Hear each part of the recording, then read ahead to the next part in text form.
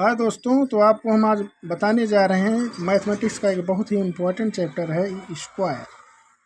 तो दोस्तों, स्क्वायर को आप समझिए, स्क्वायर बहुत ही इम्पोर्टेंट ज्योमेट्री का पोर्शन है। तो स्क्वायर के जाने बिना आप गणित में ज्योमेट्री में कुछ कर नहीं सकते, क्योंकि स्क्वायर जो है हर जगह आपको दिखेगा। स्क्वायर क्या है कि स्क्वायर एक चार भुजाओं से बनी हुई आकृति है। चार भुजाएं कौन कौन सी हैं देखिए, चार भुजाओं वाली आकृति है।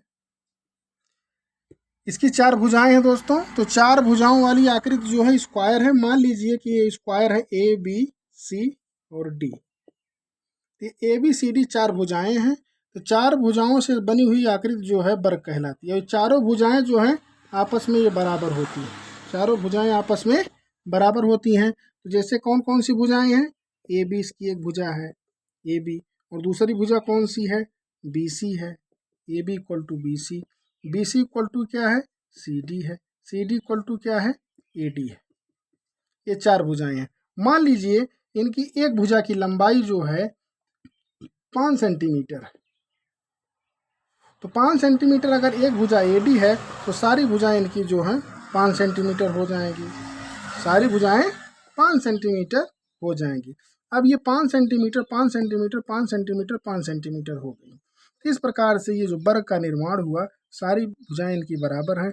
और ये जहाँ पर दोनों भुजाएं एक दूसरे को कनेक्ट करती हैं वहाँ पर 90 डिग्री का एंगल बनता है। तो इस प्रकार से चार जगह जो है ये कॉर्नर पे ये कनेक्ट करती हैं और चारों जगह चारों कॉर्नर पे 90 डिग्री का एंगल सबटेंड करती है 90 डिग्री। तो देख रहे हैं, तो angle A equal to angle B equal to angle C equal to angle D और इक्वल टू 90 डिग्री।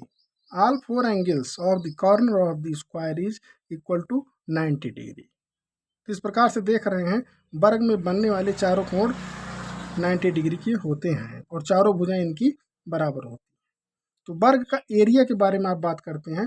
वर्ग की जो एरिया होती है, एरिया अगर आप निकालना चाहें तो वर्ग की एरिया, मान लीजिए इसकी भुजा जो है ए है जो कि 5 सेंटीमीटर है। तो वर्ग की एरिया जो होती है, इसमें लंबाई गुणा चौड़ाई, क्योंकि लंबाई जो है वो भी ए है, चौड़ाई भी ए है, इसलिए चारों भुजाएं बराबर हैं।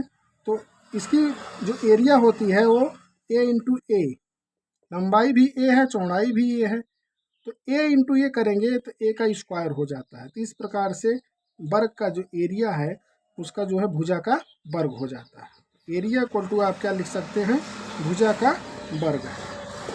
भुजा को अगर आप स्क्वायर कर देंगे तो इसकी एरिया आ जाती है।